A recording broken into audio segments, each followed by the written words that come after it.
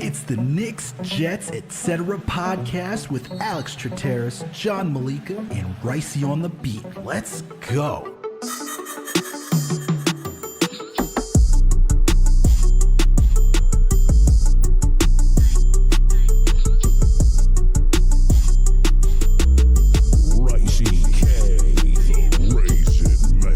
Alex Trateris here with another Jets episode of the Knicks, Jets, etc. podcast. And with me, as always, my buddy, my cousin, pal, the man on the plan, the one and only, John Malika. And with us, the mysterious man behind the curtain who pulls all the levers.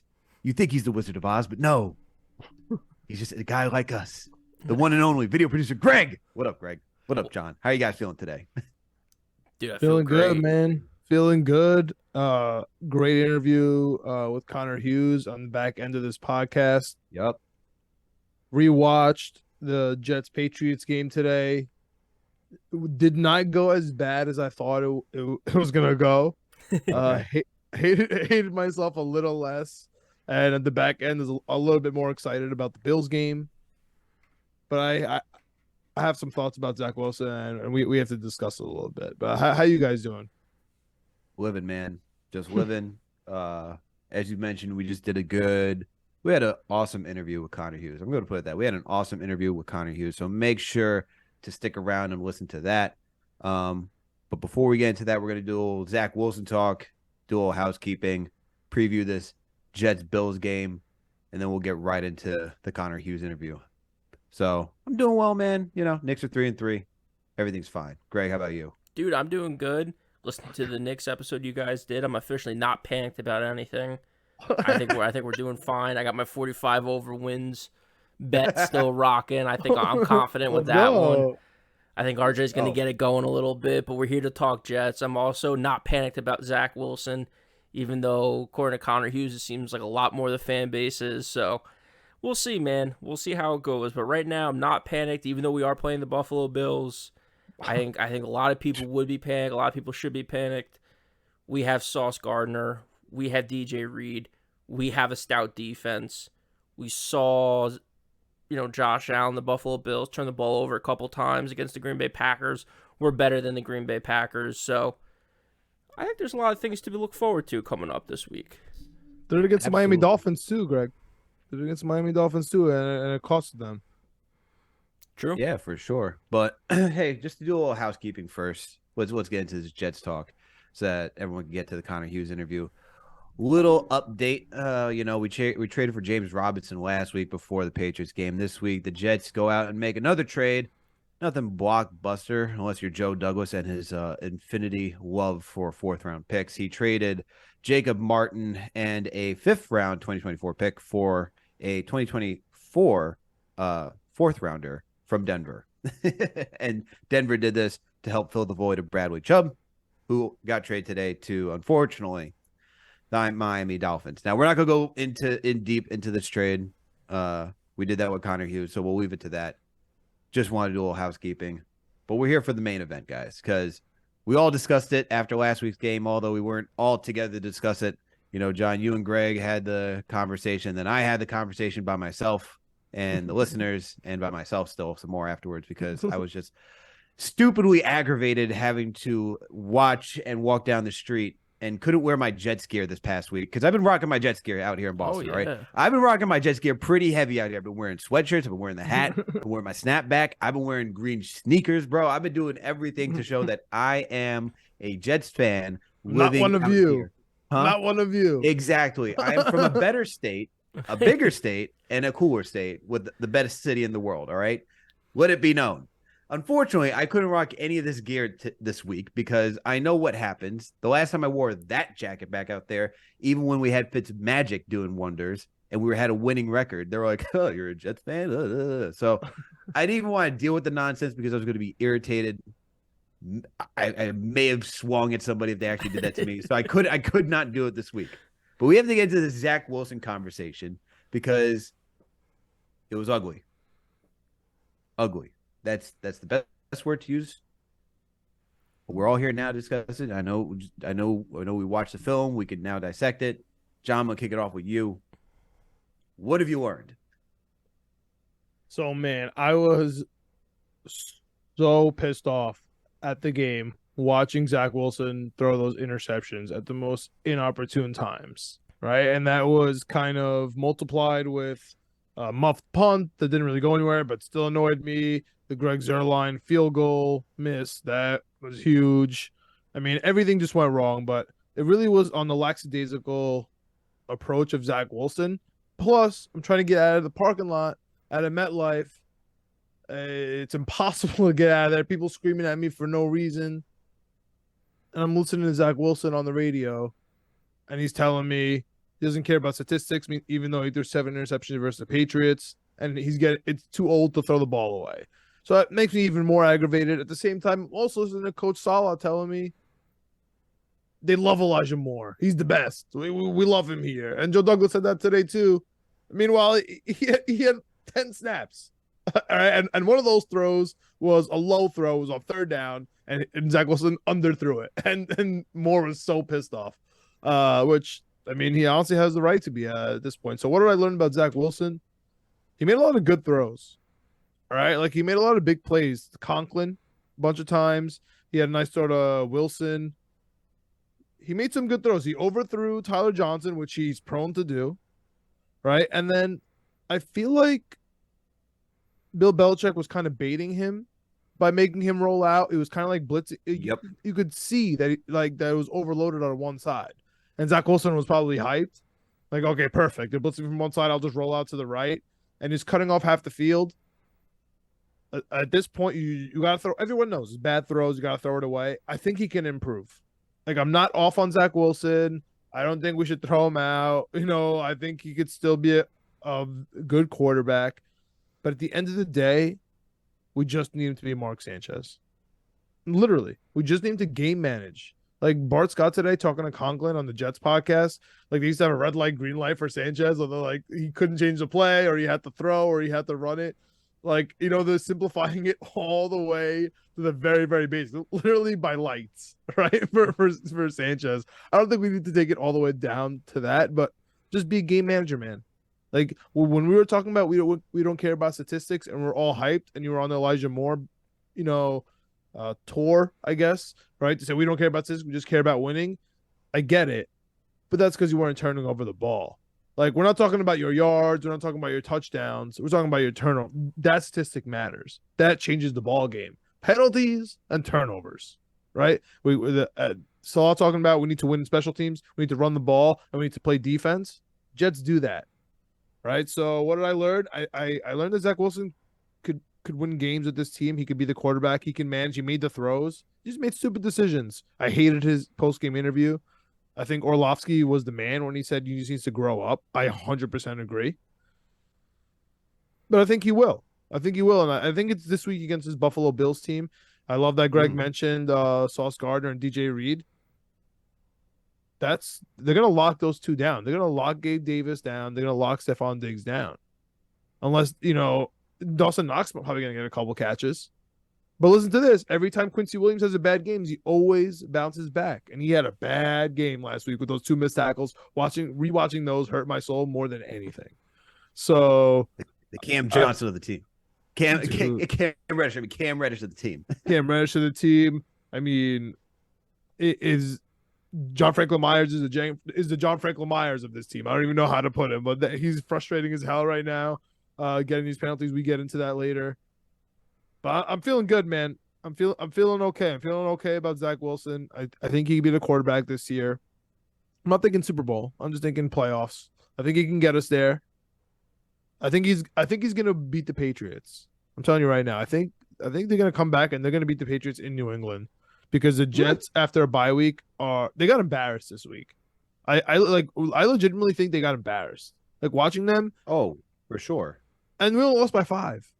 We were the better team on the field, and our quarterback threw 3 insane interceptions. We muffed the punt, and we missed the field goal, and we lost by 5 points. There is nothing that Mac Jones did that game, the Patriots in general did that game, that was so outstanding except put pressure on Zach Wilson to make him believe he always had to roll out. That is the only thing the Patriots did well. Other than that, You know, you had Stevenson out there doing what he was supposed to do. John, it's funny. I listened to you. I was saying the same thing. We didn't even get to talk about the game. Greg, we didn't even talk about the game when we mentioned the same damn thing. It's like, yeah, we can't let this guy run out of the backfield. Oh, there it is. And it's just so annoying. But thankfully look, for the we Bills, have more- Alex, they just traded Zach Moss, right, for Naheem Hines. Naheem Hines is not going to be ready. He's just coming in, like we saw with James Robinson, and it's just Devin Singletary. Like, please, like we could stop just Devin Singletary and James Cook. Come on, like we better be able to stop them, Alex. We better, man. And like the defense, it's not the defense, man. It comes down to the penalties on the defense, but there's absolutely nothing that the Patriots did that was just so outstanding. You don't even have to look at the stat sheet. If you just watch the game with your own eyes, you're like, it was probably the most underwhelming loss than it was a great victory for the Patriots, because it was ugly because of the turnovers and with the fact that we didn't score, and also this game was hyped up. Like the fact that it was hyped up is what made it gross. It was hyped up. No one, even being at home, I couldn't get excited for the second half because it just sucked. The air was just taken out of everywhere, man, because we lost to a team but we're better that's than at best. straight up. That's at best mediocre. We're better than them. There's no other way to put it. Greg, what do you think, bro? Oh, sorry, Alex. Oh, sorry. No, that's it. It's just, I just think we're better than them. and we lost to a mediocre team. Yeah, we're better than them. Yeah, man, I agree with both of you guys. I think that if we want to start with Zach Wilson, or we'll start with the Patriots. We're better than the Patriots. It's tough to beat the Patriots and the refs. I've said it now a zillion times. The penalty after penalty, you know, like a lot of people talk about the John Franklin Meyer. I talked about the John Franklin Meyer one. The one that stood out to me more after going back and looking at it and going over Jets' Twitter is the touchdown, the lone touchdown that the Patriots score, where the blocker is out blocking before the ball's even thrown. Like, that to me is so blatant and so obvious. The fact that that wasn't called in the red zone. It's not like you have to, like, if you're the referee unit, you're not covering the whole field. You're covering 10 yards. Like, how do you miss that? You know, it's tough to do that. So I do think that we're better than the Patriots. We have a chance to prove it in 2 weeks. And hopefully the reffing is just balanced. I don't even need it to be in our favor. 3 weeks. 3 weeks. That's true. We have 3 weeks to prepare for this They game, didn't and this game is going to be right in their brain. They didn't even call the offensive pass interference on Sauce Gardner, where I forget who, but you could just see him grabbing onto. I'm like, that is like so blatantly obvious that Sauce can't even get there. Yeah, it went out of bounds, but that is like textbook offensive pass interference. But it's like, hey, yo, I didn't see anything. I'm blind. Hey, It's crazy. What? It's crazy. And Yo, the Zach it's Wilson stuff. You know, I agree it was bad. He's the reason we lost. I think he knows. I think he was embarrassed by it. I think that's why the press conference was so bad. And I think it all goes back to a couple things. And a couple things being, one is that he's young and he needs to mature. That's going to come with time. Mm-hmm. The mistakes that he made, I really do believe, are fixable. Like Connor talks about it in the interview coming up, like, that some fans, when they're defenders of players, like, latch on a certain throws that players make, and they're like, well, he can make these throws, so he's going to be a good quarterback in the NFL. But good quarterbacks in the NFL make those throws consistently throughout the game, where other players that kind of fizzle out in the NFL make them once in a while. I thought Zach Wilson made good throws throughout that game. I think his big thing is, one, the terrible decision-making and bad throws. I think that's a fixable thing. I think, two, Alex, you talked about it, you pointed it out, and I think it's a great point.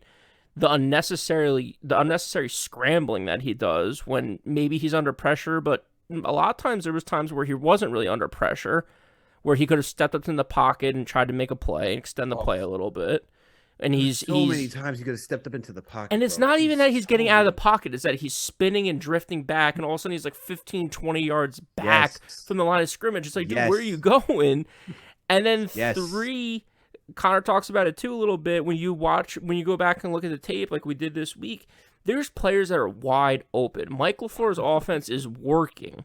Players are beating who they're supposed to play. They're getting behind defenders, and they're making plays. And Zach Wilson's just not able to find them. I think that's a combination of things. One, the offensive line isn't where we want it to be. 2, he's a young quarterback still trying to learn, so maybe he's not getting to his 3rd, 4th, and 5th progression or whatever it might be that he needs to get to. And 3, it's just the repetitions with these players. Like Mims is a new guy that he hasn't got the same reps with because of Corey Davis. Elijah Moore. Like everyone's still young, so they're still gelling and still figuring it out. My big takeaway on Zach Wilson is everyone wants to know if he's the guy or not. I don't know if he's the guy or not, but I think that the bad is fixable, whereas other quarterbacks around the league, I think the bad is not fixable, and you're just in a bad situation with your quarterback. I don't think we're in a bad situation this week and this year with our quarterback because he's still young, but I think Zach Wilson can grow into be a franchise quarterback if he can right these wrongs. Yeah, I agree with that. I think, and even when I was tweeting about the game, I had people telling me that this guy ain't it. He's trash. He's garbage. This, that. I'm like, he's not garbage, bro. Like, some of the throws he made this game were very impressive. Like, yes, there was a lot of yak after these catches, but still, the one to Garrett Wilson, the one that he found Conklin for, like those 2 touchdown passes, those are solid passes that you want to see. It's can he be consistent? And I think can he get consistent? I think he can. I think they're very correctable. I agree with you, Greg. It's putting that work in and understanding how to do it and being coachable to do it. Those are things I can't answer. But I think they're all correctable. What is it now? Is it correctable now? I think some of it is. Yeah, I think so. We got Buffalo. We got the best team in the league this week. Athletes there's athletes who can learn from one week ago and make all those corrections the following week, and then they're good to go. There's athletes that can do that. Has Zach Wilson proved that he's that athlete? No, I'm not gonna do that because we saw that last season. I'm gonna base it off last season. But it's officially his second season. He's played 18 games. Yes, this is his 19th. It's officially year 2. Zach Wilson officially starts next week. Yes. He's got the Buffalo Bills at home. Nice start. I think he can learn from it. I think it's very hard, personally, just in my opinion, with like the amount of like practice time, the limited amount of practice time during the week. I don't think it's that correctable, especially when you're just doing walkthroughs and you're not really going full motion all the time. Like with a lot of repetitions. What's not correctable? You can do it. No, I think they What's are not correctable. No, in general, you're saying. No, just in 1 week from last week, this week, those 3 interceptions. If you throw those 3, if you throw off his back foot, I don't think that's correctable this season. I don't think that Ty Johnson, Ty Johnson is not going to be fixed. He just overthrows players. Right. But other than that, those other 2, if you just throw it away, then those are correctable. Like that's one thing. That is correctable. Throwing it away is easily correctable. I think him throwing off his back foot is not correctable. I think that's another year you're talking about before QB coach saying, look, man, you got to set yourself. When you roll out, you can't just do – this is not college. And that's what he's playing like. In year 2, he's still playing like it's college, BYU. Your dude's like wide open, 15 yards past the corner. And it's like, no, there's 4 freaking hats that you just threw to and Tyler Conklin trying to push it down the field. You know what I mean? Yeah. Like this ain't college. Like they're gonna be there. Like this is NFL speed. So I don't think that's correctable. I think that's a season, but definitely throwing out of bounds. That's an easy thing to correct. So what's the score? What's the score this week, Greg? Jets versus Bills at Jet Life Stadium. Your boy John's gonna be there screaming his head off. I have again, and I have way too many people asking me if I'm gonna be there in the parking lot. So I'm gonna go early. I'm gonna have a. This is for me a typical old school Jets game. I'm going in there. I'm not expecting anything spectacular. I'm expecting a messy game. I'm expecting to have a lot of fun in the parking lot and just kind of waiting to see what happened in the game. Like going into the Patriots game, I thought there was an automatic win. I thought we were winning this game. Yeah, I mean, I took the Jets -9.5. I thought there was a chance we blow them out because I thought we were gonna be the ones getting the ball, turning over Mac Jones or Zappy or whoever they're rolling out there. I thought it could go a different way. It almost did. I mean, if you take away the John Franklin Meyer thing, was it's 17-3 first half. Like when we're rocking and we're rolling. Dude, I don't know. I saw Buffalo get sloppy in the second half against Green Bay on Monday night. short week. Was it Monday night or Sunday night? Sunday night. You know, I think that there's a chance that it's 24-13. You're telling me there's a chance? 24-13 Bills, and we're covering. I don't think we're winning this game, but I think we're covering this game. It's a huge spread. I just don't think we have multiple touchdowns in this offense right now with no Breece Hall and terrible play from Zach Wilson. Major regression last week. I don't see a big bounce back opportunity here against one of the best defenses in the league. I do. To quote Jim Carrey from Dumb and Dumber, so you're saying there's a chance? I think he's going to bounce back. You think this is a bounce back game? You think the Jets are going to win this game? I think Zach Wilson is going to play way better than he did last week, 100%. Okay. And I think our defense is being way underrated. Even though PFF has us number 1, I still think we're somehow extremely underrated. And We're only underrated because the offense has been No. a stalled I'm saying car. the defense specifically. Yeah. That's what I'm saying. The defense is underrated because the offense is a stalled car, so it puts the defense in a bad position. That's fair. Yeah. That's fair. I think Quincy Williams bounces back every time he has a bad game, and he shuts everybody up, including myself, at the front of the line. And the same thing with Greg Zuerlein and Braden Mann. Every time they all have a bad game, I get on them, and then they respond. They know this is a big game. They know they have a bye week. Greg knows my philosophy. When a desperate team has a bye week the week after, they're definitely going to cover. Okay, so that's a guarantee. That's actually a guarantee. Like, my actual brain thinks that. Now, my stupid Jets brain, I'm telling you, this is an old school Jets game for me. This is me with I know they're going to lose. I know this is going to be a terrible time, but I'm going to go to this Jets game. I'm going to enjoy it. And I'm in my brain going to think they're going to win the whole time. Like, I've convinced myself they're going to win. You know what I'm saying? Because I'm going, and, it's just a division game versus the Bills. I'm not buying it. I'm not buying this best team crap. It's the Buffalo Bills. Right? Like, Connor told me my kid's gonna tell me about watching Josh Allen and the Bills. No, I'm gonna tell him I watched Tom Brady and Josh Allen, and I hate them, and I enjoyed nothing about them. Right? So it wasn't cool to see them in person, despite what anyone else says. It sucked. You're lucky you didn't see them. No, it's not like you should be happy you didn't see them. And I think we're going to win 22-17. I'm so annoyed that was the actual score last game, because I was planning on making that my Jets-Bills score for the third time to be a 22-17. I'm so mad that it happened last week, but I'm taking it. I don't care. We should have bet it. We should have bet an exact score. That would have paid out real nice. I'm taking 22-17 New York Jets, because I just need it to happen. Of course, if they lose to the Bills, I'm okay. But my for real prediction is that we cover. We're going to cover this game. Yeah. Yeah. But we're going to win by 5. And then everyone's going to be back on the Jets band. Like, are they for real? Who knows what's going to happen? It's a redemption time when we're going to New England after the week, because I just don't want to be right. I just don't want to be right about my feeling last week about the Jets just 5-5 staring us in the face. I just don't want to be right about that. I never wanted to be wrong so bad in my life. So week by week, I'm taking it week by week. We're going to beat the Bills. If we lose to the Bills, I'm going to say we're going to beat the Patriots. I don't want to be 5-5. I don't want to see 500. So that's where I'm at right now. I'm being honest. I agree with you, man. I don't want to see it. I'm unfortunately I have to go the opposite direction this week, man. I'm usually optimistic and thinking about the Jets win, but the Bills are good, bro. The Bills are really, really good. Like, we got talent. I think I'm just concerned about Zach Wilson, man. I really am. Like, we had Breece Hall. We had this running game that helped us, and we put the emphasis on Zach Wilson to come win this game for us, and it scared me, bro. It scared the living daylights out of me that this is what it was.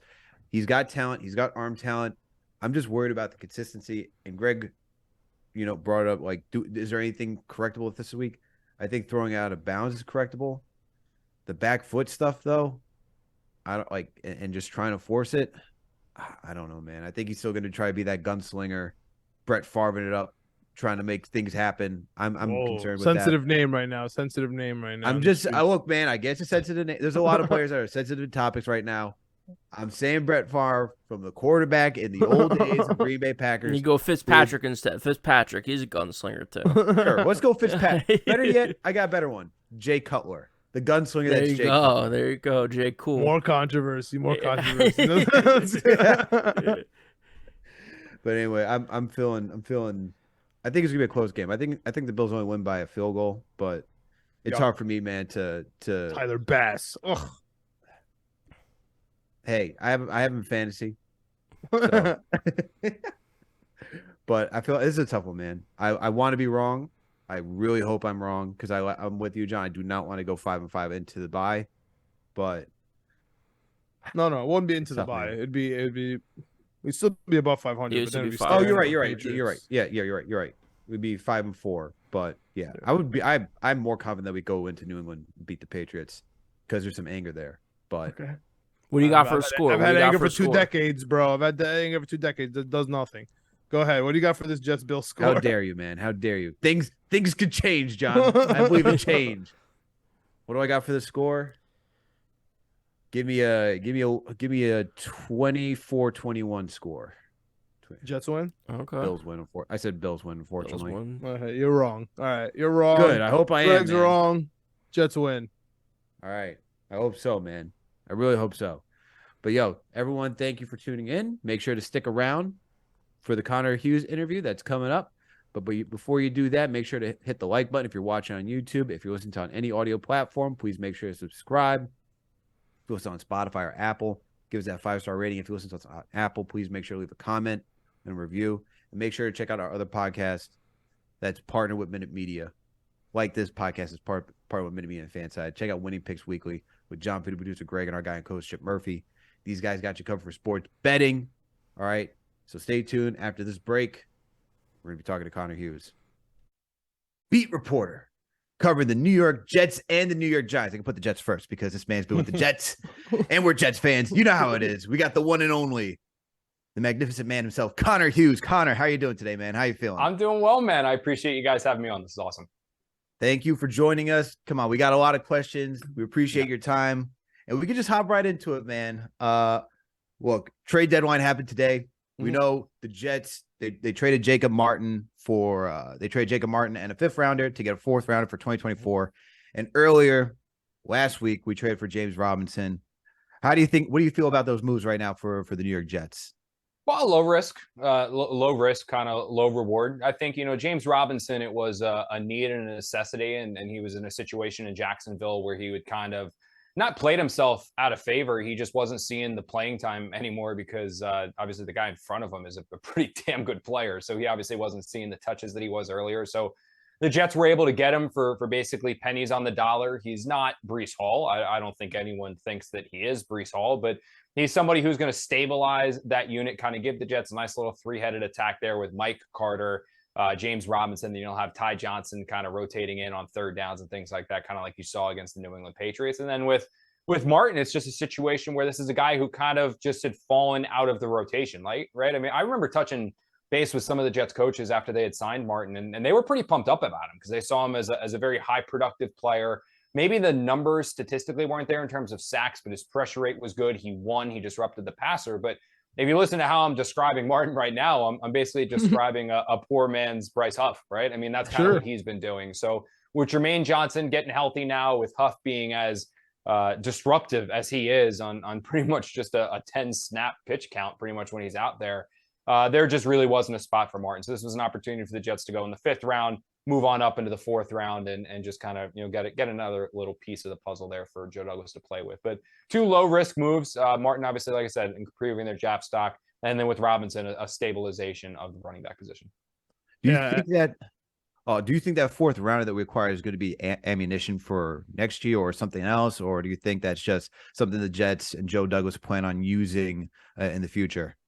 Honestly, I don't even think the Jets know, right? I mean, if you would have thought, think about the offseason last year, right? Around the just before the owners' meetings when Tyreek Hill was made available by the Kansas City Chiefs. I mean, I don't think anybody thought the Chiefs were going to trade Tyreek Hill during the 2021 season, right? And then the offseason comes, some things happen. They realize they're not going to be able to get a contract done, so they move them. And the Jets had, from accumulating all of this draft asset and this draft capital, they had the assets to make an offer to the Chiefs that the Kansas City Chiefs accepted. Like, that's the Jets weren't outbid. Like, the Chiefs accepted their offer. They also accepted the Dolphins offer, and then they kind of said to Tyreek, okay, where do you want to go? We'll let you pick.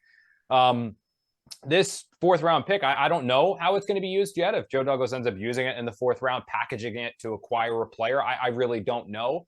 But it certainly just gives him more ammunition to do something. You know what I mean? And who knows what can pop up, because in the NFL, things tend to change on a moment's notice. Absolutely. On that same kind of note, like Mims and Moore, right? They, 2 players who obviously asked for a trade during, this last year and a half, Yeah. I would say. And I guess the story also is that we didn't trade them, right? We also had some weird maneuvers with the backup quarterbacks, right? Upgrading Strevler. I thought maybe, Mike White / Joe Flacco trade maybe was in the works for maybe like the Titans or something. Bryce Hall also not talked about at all. No moves there. Any kind of thoughts on the overarching theme? I know you've been, hassled enough about the Mims and Moore situation. So just an overall theme on the non-trades. I'll go player by player, because I think that's probably the easiest way to answer it. So with Denzel Mims, the Jets were totally open to trading him. Like they were open to trading him at the end of training camp. They were open to trading him at any point before this week. I mean, they were totally open to making a deal. Where things started changing a little bit with Denzel Mims and the Jets' willingness to let him go was when Corey Davis got hurt. So when Corey Davis went hurt, suddenly I remember I touched base with somebody over at the Jets, because I thought like a Giants-Jets deal of like Denzel Mims going there could have worked. And I remember touching base with somebody over there, and I was told by a front office guy that how can we trade Denzel? The quote was, "We need him now." You know what I mean? And that's really what's happened, because Corey went down, and that's the position that Denzel Mims plays, is Corey Davis's position. And you saw with Corey Davis out, Denzel Mims got a ton of reps, a ton of work this past weekend against the New England Patriots. So I think if Corey Davis was still healthy and not literally limping around the One Jets drive right now with clearly an injury that is causing him some pain and probably going to sideline him a few weeks, I think they would have been more open to trading Mims. But it kind of went from, he wants out, the Jets are willing to send him out for the right deal, to no, we actually need him now for our offense. With Elijah Moore, he too was available if anybody wanted to give the Jets a 1st round pick. Like, that's the thing, is the Jets kept saying like, we're not trading Elijah Moore, we're not trading Elijah Moore, we're not trading Elijah Moore.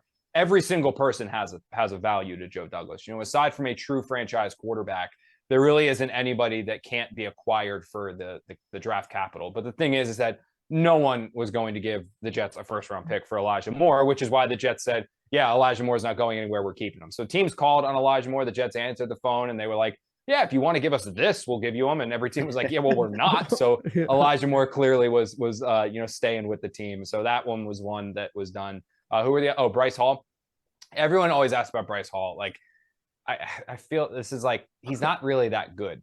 Yeah, he was our darling, Connor. He was the only thing that we had for like 2 straight years, right? So that now you have a lot more. Yeah, now you have a lot. This is like going from like in the past, you guys had like a little goldfish as your pet, and now you got like a Great Dane Doberman or something like that, like on the secondary. We still care now. about the goldfish, man. Yeah, I know you love the goldfish, but it's a goldfish. You know what I mean? That's the thing, is he's not winning any awards. Like, that's the thing, and he's not really that great of a player. You know what I mean? I think he's serviceable, but he doesn't really contribute much on special teams. He's kind of an okay outside corner if you have to play him as a reserve. And so, look, if anybody called the Jets and were like, we'll give you a 5 for Bryce Hall, they would have been like, okay, like, take him. I mean, this is a corner who's like backup corner and not playing, and has been inactive, like the last 4 or 5 games. Like, I don't think he's been active at least like all year. Like, I don't even know. Can't remember if he's been active, honestly.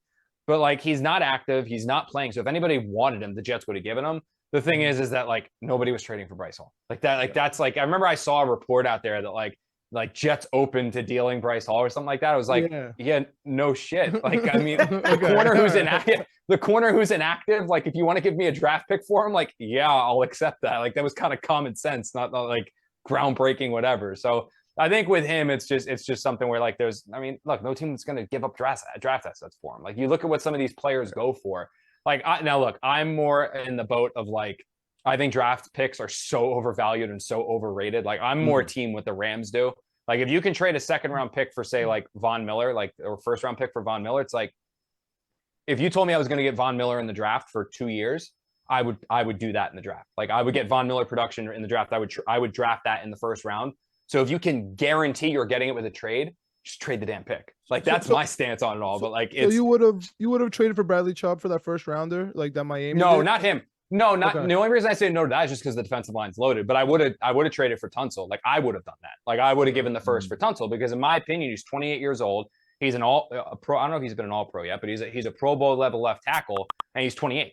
So like you're going to have him for at least the next 6 or 7 years. So if you're holding on to that first round pick, right? My thought process, this isn't how the Jets think or Joe Douglas or anyone. I think like there's literally the Rams are the only ones that think this way. Is that in my opinion, is like if you told me in the first round, I'm going to draft an offensive tackle, right? And you're going to tell me in the first round that tackle is going to turn into Laramie Tunsil. I'd be like, hell yeah, sign me up, right? Yeah. So if you can just take that pick and guarantee yourself that you're getting Laramie Tunsil, like do it. Like in my mind, I was like, just do it. But like every GM, they look at us, they go, I don't know why.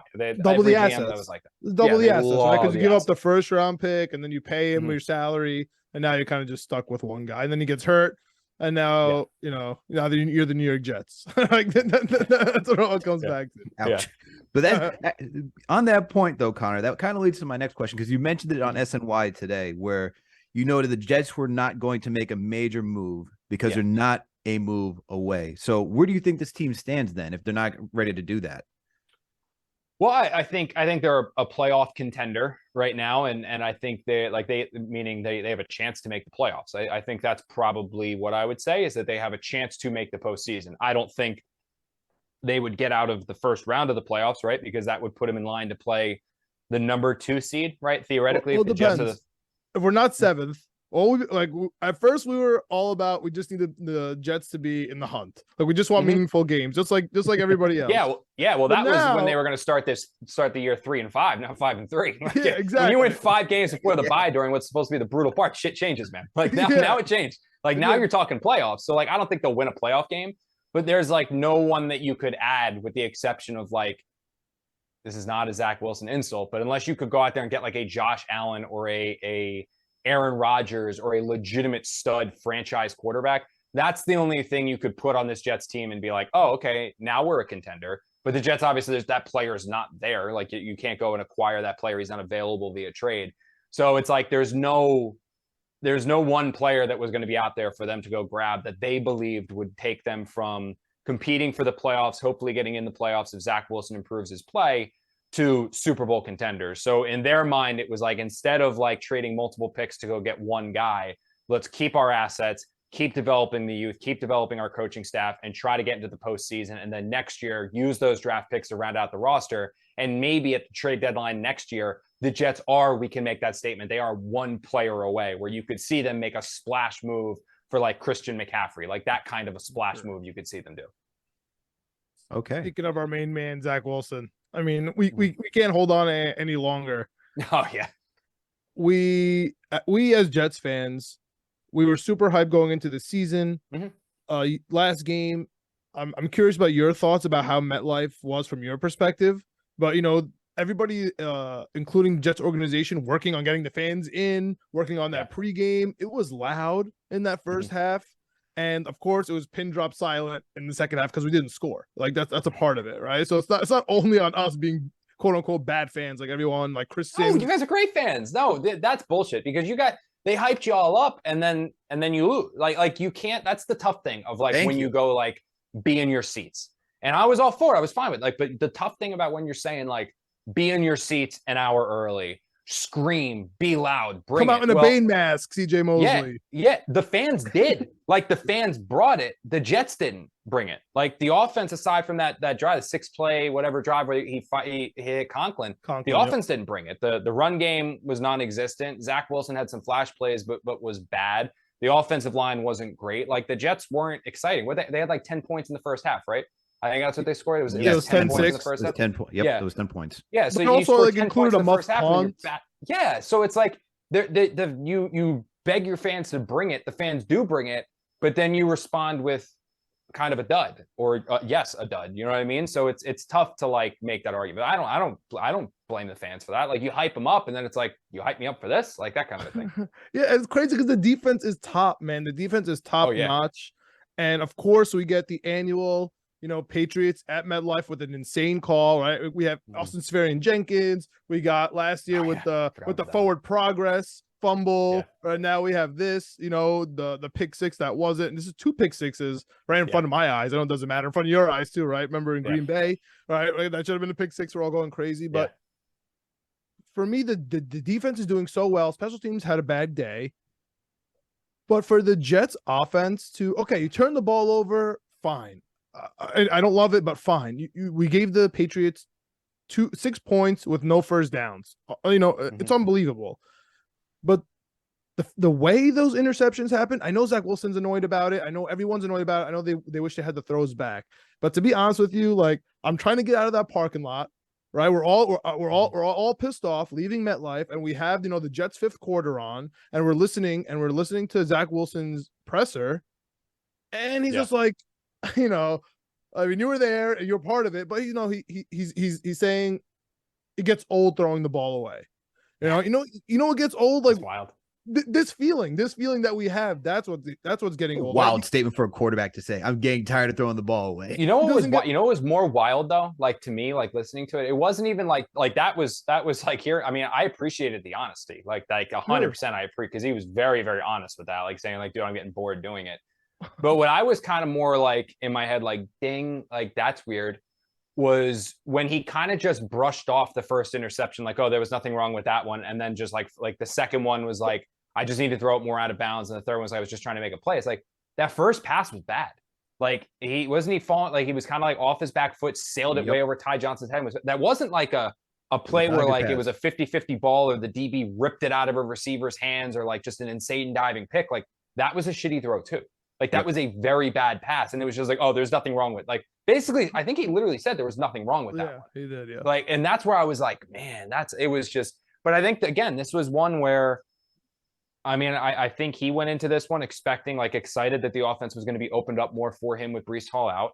I think there is, like Dan Orlovsky touched upon it, there is an arrogance and somewhat ego to it, which is fine. Every quarterback has that. Like, every quarterback is super, super confident, teetering on arrogance, where it's like, I believe I can make every single throw, which you want your quarterback to have.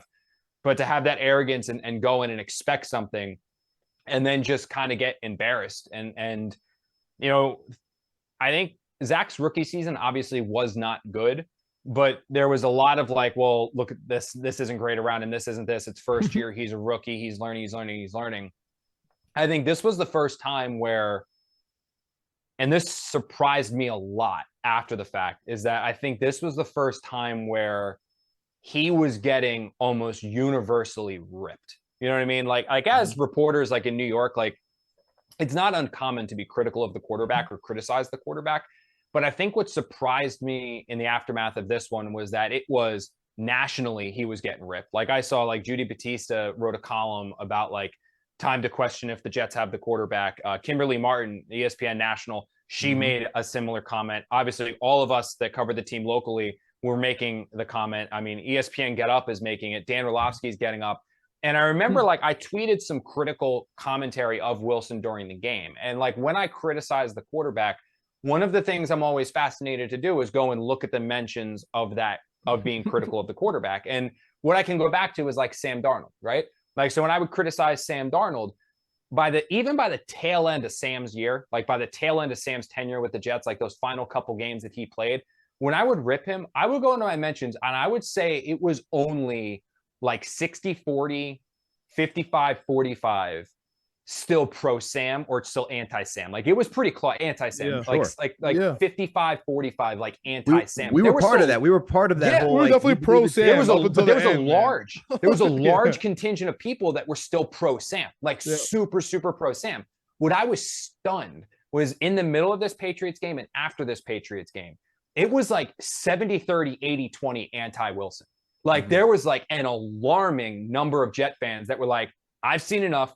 I'm done. And I think maybe it was because the last 3 weeks or so, while Zach was not playing particularly well against the Dolphins, the Packers, and against the Broncos, the Jets were still winning and running the ball. And you could be like, okay, he's managing game. Well, this was the first time he couldn't manage the game. The Jets had to put it on him to go win the game.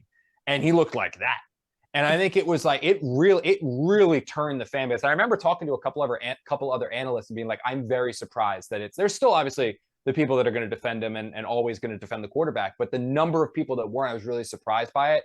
and it was Connor Rogers was the one I was talking to about it. Mhm. And he said, he was his reasoning for it, because he saw it too, was that it's because you guys have pretty much gone from like rookie quarterback to rookie quarterback, that like there wasn't that like veteran bridge at all, where it's like the patience is wearing thin. Like I was very surprised at how quickly people were turning on Zach after that game.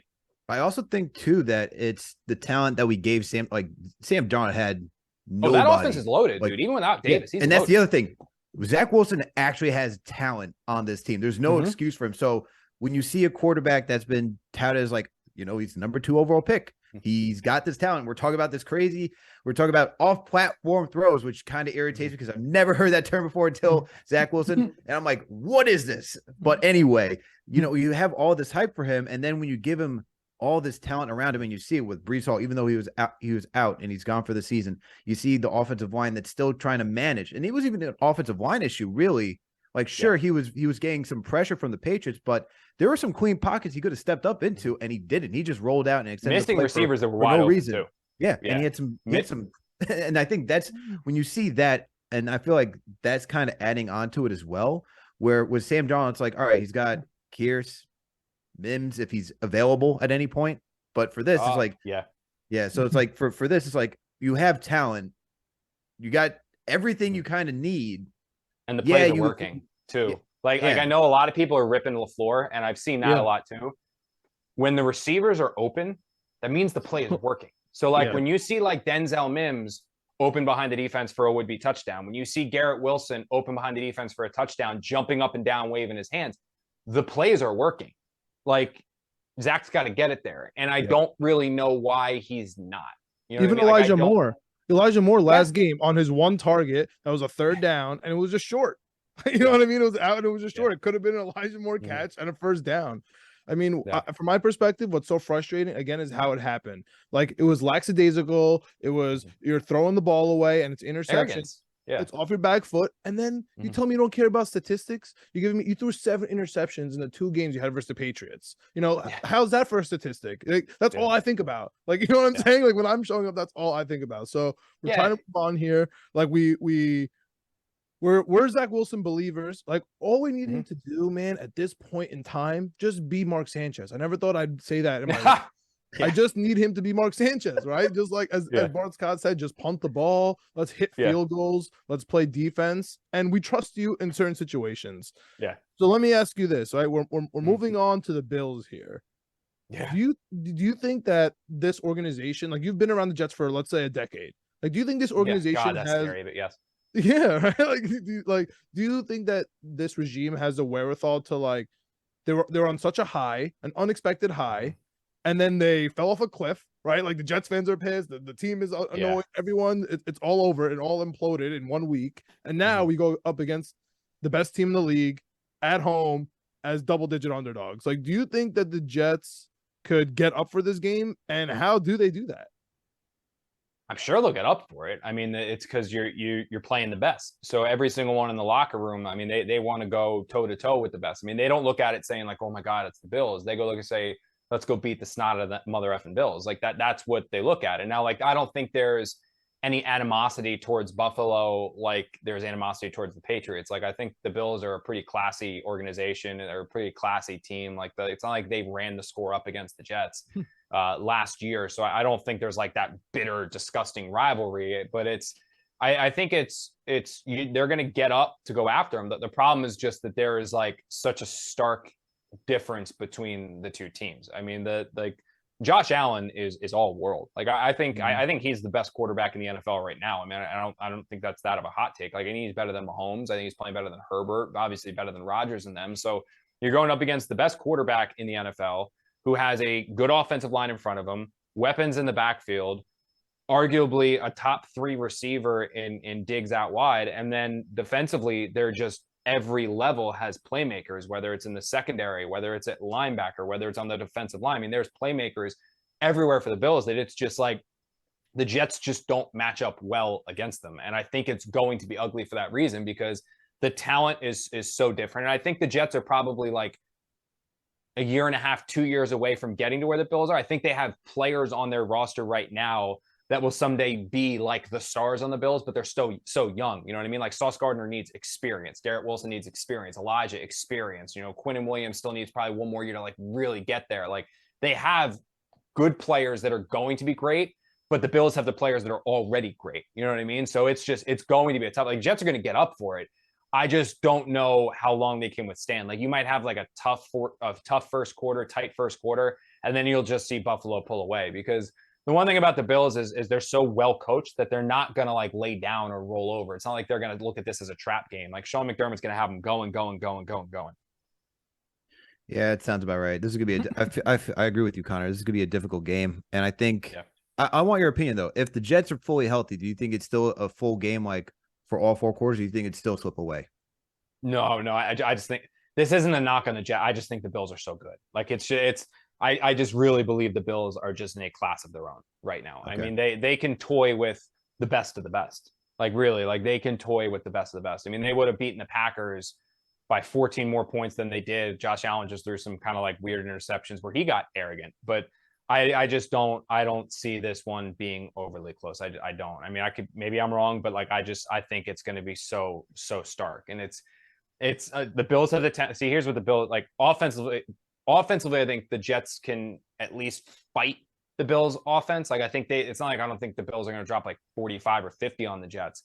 The problem is that I think that the Jets defense is just going to be worn down because I don't see how the Jets offense can put up points on the Bills defense based off of what I saw from Zach last week, because the Bills are going to load the box and stop the run. Like how to beat the Jets, the blueprint's now out there. The Patriots gave it to the world. Like they basically said, stop the run and make them use Zach Wilson. Like that's and if Zach Wilson, what the Patriots showed and what everyone's going to believe until Zach Wilson proves it otherwise, is that they said if you if you make Zach Wilson throw the ball more than 20 times a game, he's going to make those 3 what the F throws, right? Like he's going to have 2 or 3, oh my God, what the hell was that throws? And defensively, you just have to capitalize on it. And the way that you force Zach Wilson to throw 25 times is you shut down the run. So I think you're going to see them stack the box, man up on the outside, and dare Zach Wilson to throw it and make Zach Wilson throw it.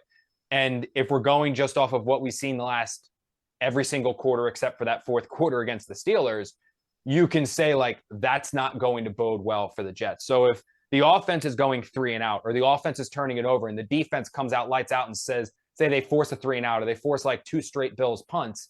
Well, when they're back on the field immediately and then back on the field immediately, they're just going to get worn down. Like I go to the game against the Falcons last year in London.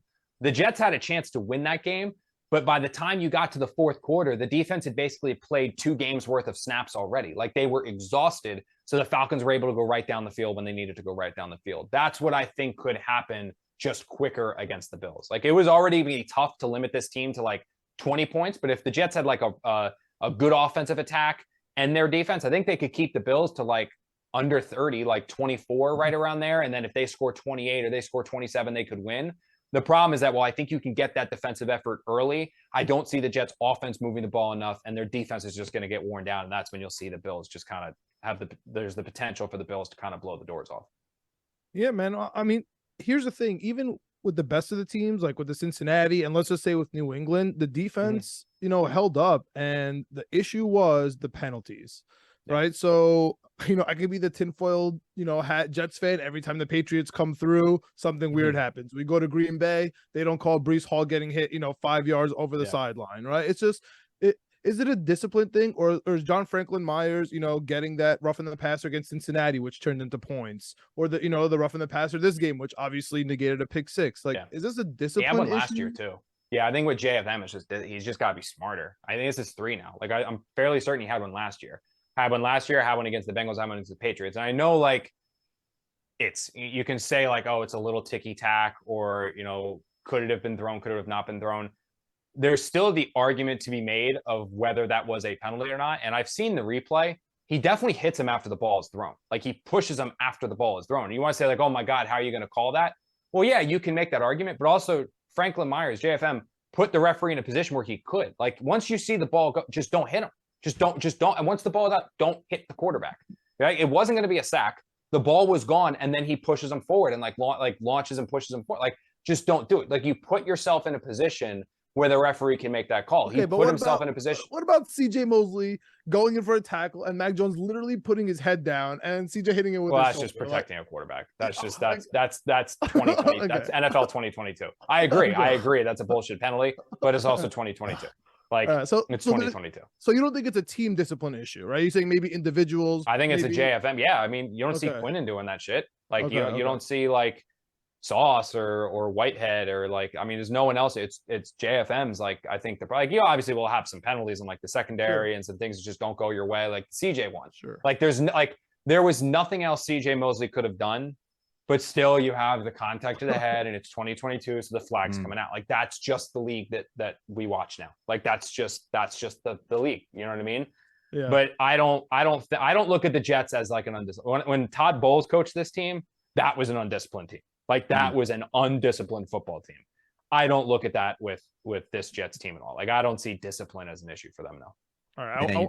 I want the 6th seed, Connor. I want the 6th seed. I'm not with the 7th. Who would that put them in? Like Ravens? That probably put Ravens. them against We go to Titans or Ravens. Oh, I think you know what? I lied. If they play Titans, they beat Titans. Titans are so fraudulent. I mean, they're like they're not that good.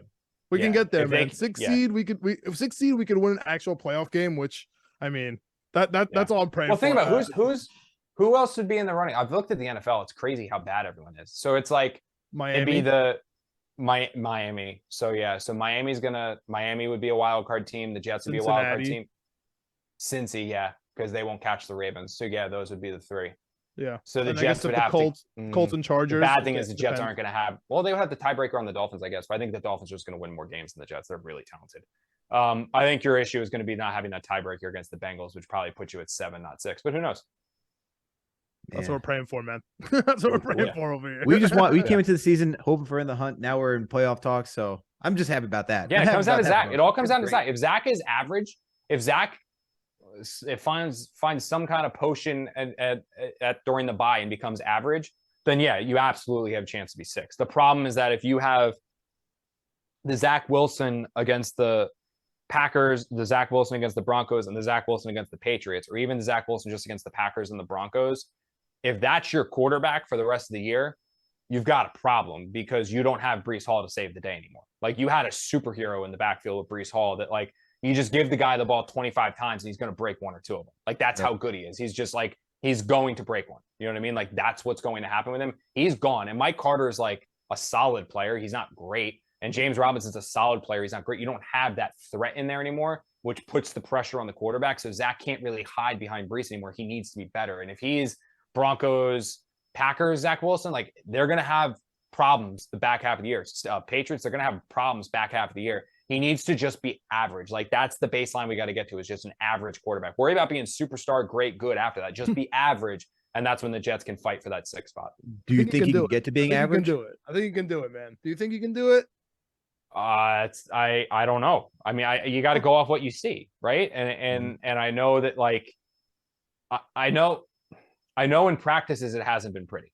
Like that's one of the things where I'm like always like kind of couching. It was like, you know, the Jets believe, the Jets are optimistic, the Jets are hopeful, but like in practice it hasn't been pretty. And I think that's why you have Elijah Moore getting a little more annoyed and requesting a trade. That with him, it's not just me. Basically told you, like, I don't get the ball. Like, asked about his chemistry with Zach. I don't know. I don't get the ball. Like, I think a lot of Elijah Moore's frustrations is that it's not like Zach is lighting the world on fire in practice, and then you get to the games and it's like, oh, you know, we're just not throwing or he's struggling. It's like when you're a player, you see the struggles Monday, Tuesday, Wednesday, Thursday. Well, they don't practice on Tuesday, but like Monday walkthrough, Wednesday, Thursday, Friday, Saturday walkthrough. Then you see the struggles on then, and then you see struggles in the game on Sunday.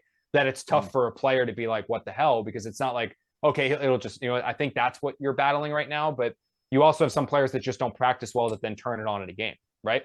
You know what I mean? So like you can see that as well. So for me, like I step aside from like saying, do I believe he can do it? Do I believe he can't do it? It's just more like, show me, you know what I mean? Because I'm not there at practice. Like I know what I'm told by people that I talk to that are at practice, but I want to see it with my own eyes. So if I'm just going off games, I can't say like, yeah, he makes some unbelievable passes that you're like, holy shit, number 2 overall pick, like stud. But then he's even like so but then he's like so tantalizing because it's like, oh my God, what was that? You know what I mean? And like in a quarterback, it doesn't matter. Every quarterback in the NFL is going to make throws that go wow. but the good ones have the consistency. And Sam, dude, you remember Sam Darnold? Remember that throw he had against the Ravens to Crowder in the corner? Oh yeah. Of course. Oh, absolutely. Unbelievable. Like every quarterback, when you're a quarterback in the NFL, every quarterback is capable of making those throws. Like you're in the NFL, with the exception of some, you are still capable of making those throws. That separates the good ones from the bums is the ability to do it consistently.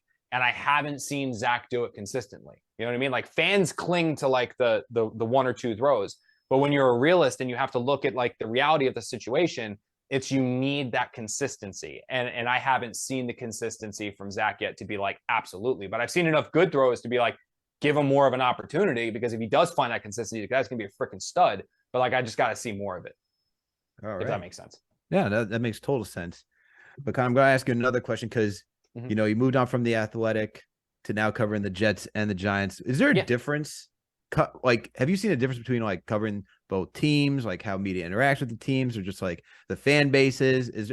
Are there any differences that you can tell us that you've noticed so far? Yeah. You know, media, I've known a lot of the Giants writers already, because like I covered the Giants early in my career, like when I was in college in 2014. So I met a lot of the writers are still there. So I know, like, I've known Art Stapleton for years. I've known Jordan Ronan for years. Dan Duggan's one of my best friends. He was at my wedding. Like I know a lot of those guys. I would say like the biggest difference is that the Giants have a history of success that they can lean back on that gives them, whether it's warranted or not, the benefit of the doubt. The Jets do not get that benefit of the doubt. So when things start to go wrong with the Jets, or when, you know, the old saying, like, you know, if it stinks, you know what I mean? Like when things start to stink and it's like, something's wrong here, this doesn't make sense. A lot of times I find like Jet fans will be like, you're right, that does, like more yeah. Jet fans, much like the media, do not give the Jets the benefit of the doubt, because the Jets haven't shown anything that gives them the reason to get the benefit of the doubt, right? Like they look at it and they're like, this doesn't make sense, why are you doing it this way? And everyone's like, that doesn't make any sense, why are you doing this way? And it's almost like when you're critical of them, for the most part, aside from like the hardcore diehards that are like, you know, everything, just see everything through green glasses, a lot of people are more receptive to that criticism. You know what I mean? Like if you're saying like, I don't get why Robert Saleh is doing this, people will still question Robert Saleh with me. If I say I don't get why LaFleur is doing this, they question Joe Douglas, like they question it. Like there is that contingent of the fan base that is like very in touch with reality and can be critical of their team while still loving their team. With the Giants, I think because of how historically successful they are, you can criticize them for something that doesn't make sense, and their fans will be like, well, it's the Giants, so it must be right. You know what I mean? Like, I don't think anyone says it's the Jets, so it must be right. Like, no, it's, you know what I mean? So it's like, what a world. Yeah. So like when I went there, and I went there with like my Jets reporting and my Jets mentality of covering the Jets, like I pissed Giant fans off fast. Like, cause they were like, who the fuck is this guy? Like they were pissed. Like they were like, what's he got? Like came in like a bat out of hell. Cause I was like, that's the only way I know how to cover a team. And like, you realize, like, I remember talking to people, it's like, okay, yeah, there's like this, they get the benefit of the doubt when the Jets don't get the benefit of the doubt. So it's almost like, even when you criticize them, you have to kind of couch it with like, but we'll see, or something like that. When with the Jets, it's almost like you criticize them and they're like, yeah, you're right, screw them. Like, it's like you automatically get like fired up with it. You know what I mean? That was definitely like, I had to get used to that. They're not freaking out about every single practice throw in your Giants DM. No, so they will. But like when you criticize, like Daniel Jones could go like, he could go like 3 of 10 with like 3 picks in practice. And they'd be like, no, Wink Martindale's defense is so complicated. That's why. When like, dude, if that happened to Zach, like people would be like, oh my God, like the sky is falling. Like the sky would be falling for the Jets. Like that's like very, very different. Very, very different. That's hilarious. Oh, I love the who travels better. Who travels better? Jets fans, Giants fans are the same. I'm not trying to get you in trouble. I'm just curious. No, you're fine. No, you're fine. Well, I can't even really answer it because both teams haven't really been good. So like it's just now that like Giant fans the only Giants road games I've done were London and Jacksonville. Yeah, London and Jacksonville. And Jacksonville was basically all Giant fans. But that's very common. Like if you guys played Jacksonville, like you can fly to Jacksonville for like $200 and like you're escaping New York in the cold to go to Florida warmth. You know what I mean? Like you pack the clubs, you play some golf, you got to Jack's Beaches down there. So like it's an easy road trip to do.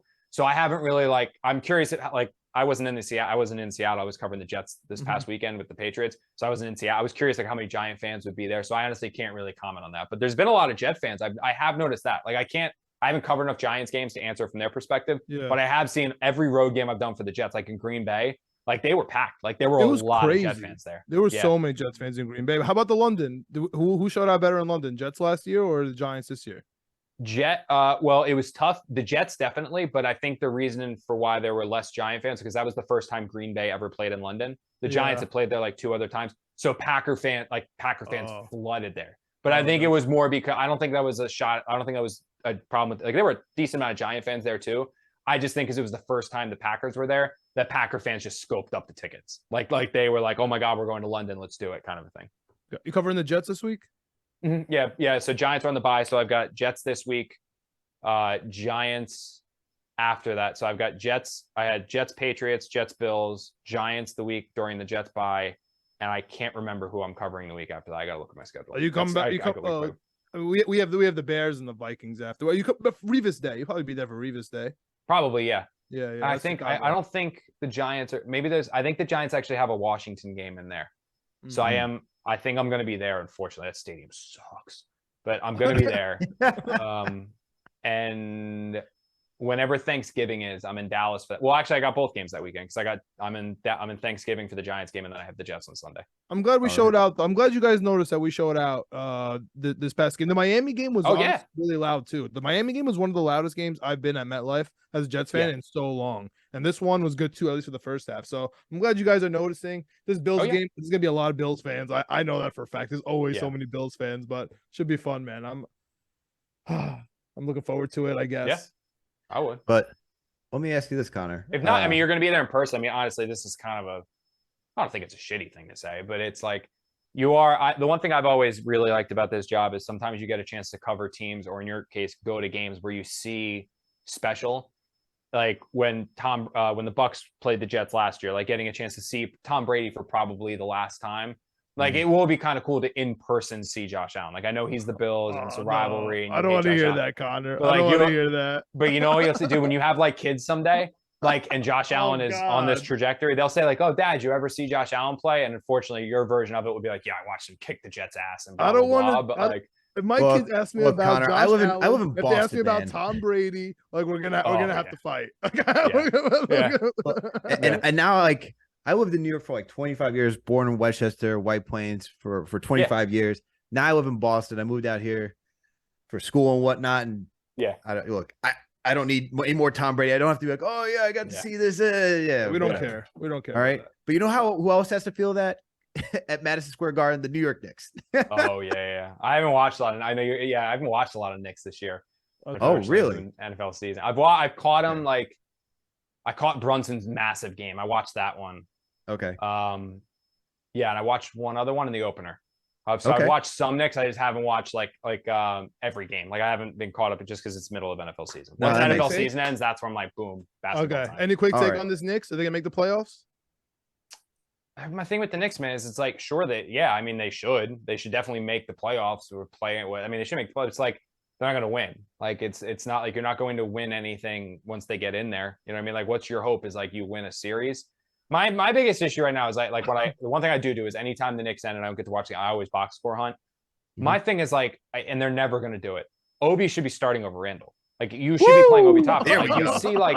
You see Randall and I see him. He's got like 30 points on 8 of 20 shooting. Like there's no. And then you look at Obi and Obi's got like 10 points. And he's 4 of 7. Like the guy's so productive. He's energetic. You can tell the coaches love him. The fans love him. It's just like.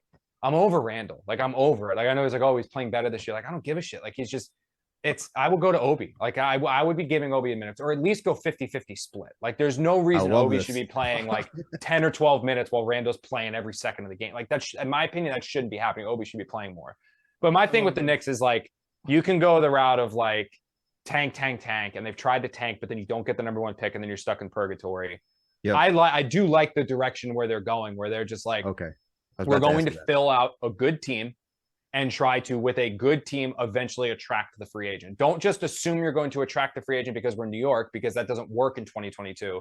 But just build a good team that somebody will eventually want to come to. Like build a good team that's competitive. Then you can say like, look at what we're doing as this team. It's like the 6th seed or like we won a series. Look how crazy New York was. You can be a part of that. not say like, oh, we're terrible, we're an absolute dumpster fire, but you can turn us around. Build a product where they can see themselves as the missing link or the missing piece, and then maybe you get that star there. Like I was all about trying to get Donovan Mitchell.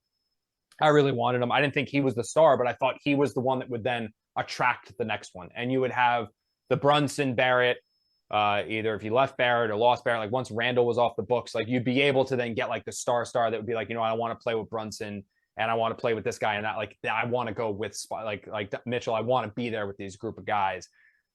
That's what I think they're building towards, which is fine. Like I said, they're a fun team to watch and you can get behind them, even though you kind of know they got zero chance of winning anything.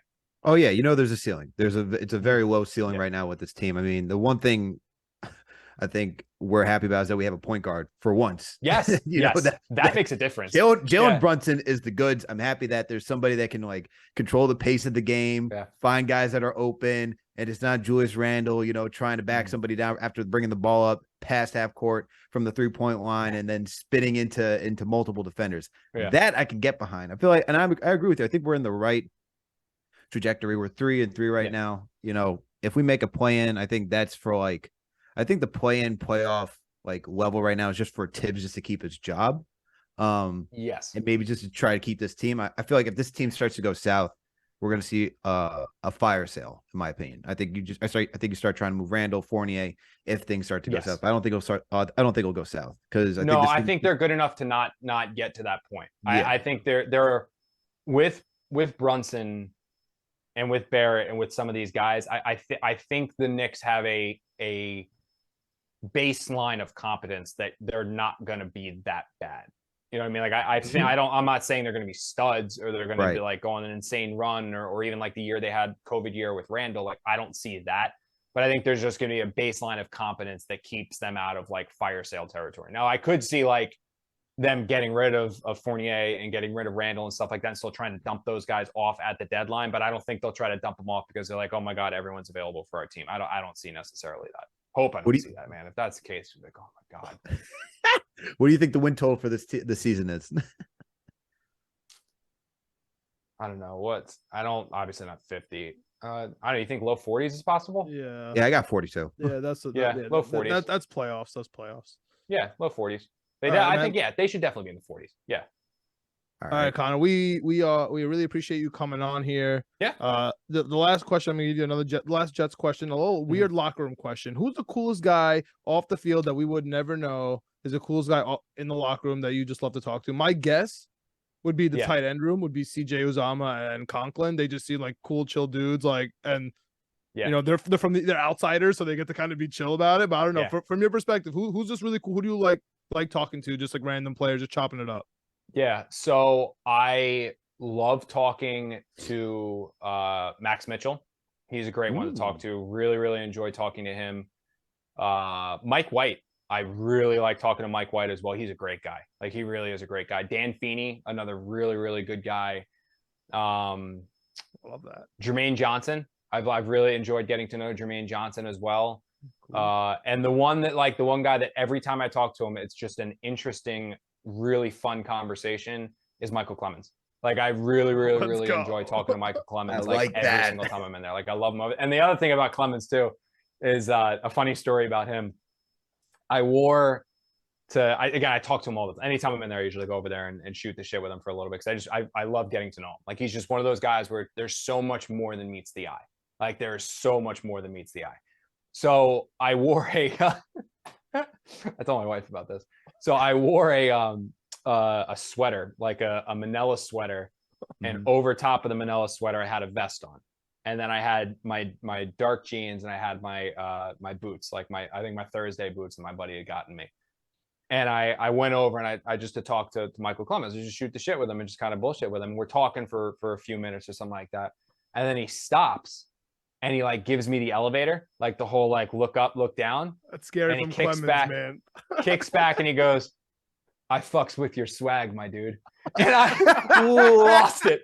I was like, no way. I was like, you just said that. So immediately I texted my wife and I was like, you won't believe it. So I told her. So when he ended up blocking that kick a couple weeks ago, she texted me. She goes, isn't that the dude who said he likes your swag? I was like, hell yeah, it is. Like, absolutely.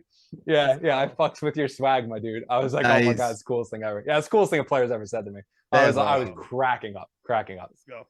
That's Perfect way to awesome. end. We love Michael Clemens. Absolutely, Connor, man. thank you Great so guy. much for coming on, man. We really appreciate it. No problem. Yeah, Thank you guys man. for having me. I appreciate it. This was a blast. Anytime you want to do this again, just let me know.